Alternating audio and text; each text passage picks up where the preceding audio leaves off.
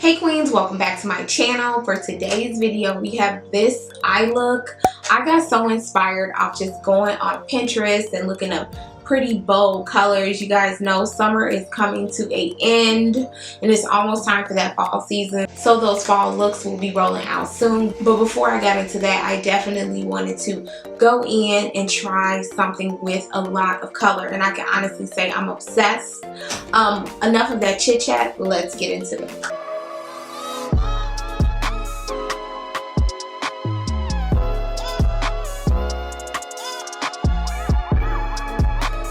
Hey queens, happy Sunday. For today's video I'm going to be diving into the juviasplace Warrior 3 palette, and the first thing I'm starting off with is the e.l.f. primer. Normally I don't use this primer. This is the first time of me trying this primer, and I can honestly say I like it. It's okay, but I do feel like it can be a little bit drying, but it still overall gets the job done. And the first shade I'm going to be diving into is the shade Candice, which is this really nice purple shade. I don't know if you guys know, it is very hard to make purples. Purple eyeshadows are very difficult to make, but I do feel like juviasplace killed it on this palette.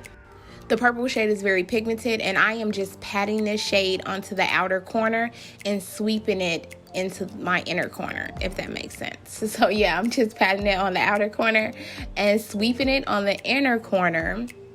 And then I'm just going to do the same thing to the other eye. What I also like about these shadows is that they don't have any fallout. I never have fallout, but I still tend to put powder under my eye anyway, just to play it safe.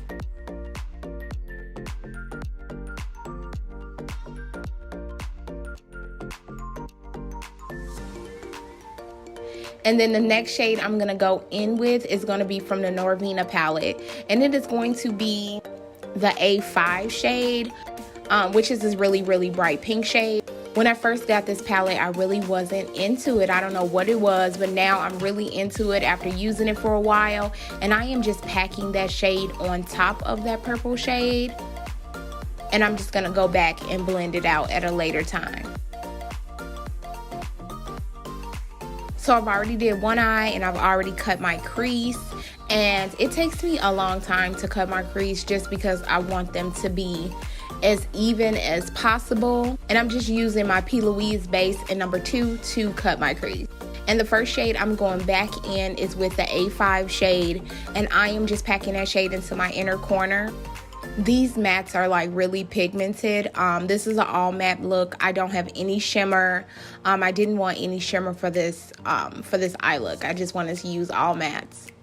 And then the next shade I'm going into is by no other from the matte book. It is their yellow shade. I love this palette. Like, I really truly love this palette. The pigmentation is there. If you guys haven't tried anything from the crayon case, I urge you to do so. It is a phenomenal brand. It's beginner friendly. Up next, I'm diving back into that juviasplace palette, and I'm going back into Candice, and I'm packing that into the outer corner. And now I'm going back in, pretty much touching base with every single shade just to get that really blended look. I go back with every single brush and just make sure everything is completely blended out. I'm also buffing out this yellow shade that I put on my brow. I really did like how that turned out. And then I'm just gonna finish up this eye look with some liner. I'm using my favorite liner as of now, and it is the L'Oreal Flash Cat Eyeliner. I really do like this liner right now. It mattes down perfectly and it stays all day. And yeah, that's pretty much it for today's eye look. I hope you guys enjoyed it, and I'll see you soon.